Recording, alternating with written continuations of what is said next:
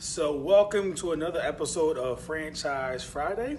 I'm Gary Brackett, CEO of Stack Pickle, and I'm coming to you from Atlanta right now. I'm at the Franchise Leadership and Development Convention, hosted in Atlanta every year. It's actually the 20th year of this convention. So some really powerful information from franchisors and some vendors. So really a great place to come and learn to grow your concept. But what I want to talk to you about today is something that I had a class in yesterday. I am studying to become a CFE, which is Certified Franchise Expert. That really just shows that you're really serious about your craft, which I am, and it goes back to the 10,000 hours in Malcolm Gladwell's book. So whether it was football, whether any aspect of my life, I want to do it 100%, and I want to be great at it. So CFE is just another opportunity for me to do that. But yesterday in our compliance class, we were learning the do's and don'ts of what we could share and not share in terms of with our franchisees and representation. And the class was usually a snore fest, but actually wasn't. It was very engaging. We had a bunch of case studies throughout the class. The presenters did a great job. But one thing came up time and time again through our case studies was a franchisor dealing with a franchisee, giving them information and what claims can you and can't you make.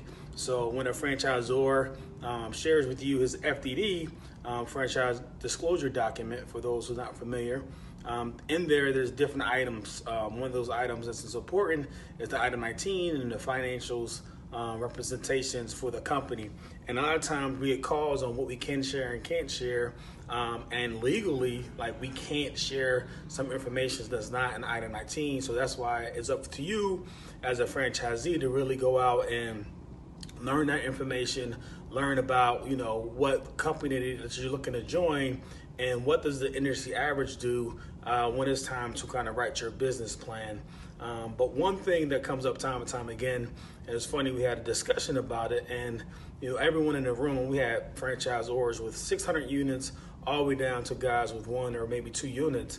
And it's this whole notion that when you're dealing with a franchisee, a lot of times, they expect in some situations, because they have a paycheck, because they financially qualify, that is a done deal.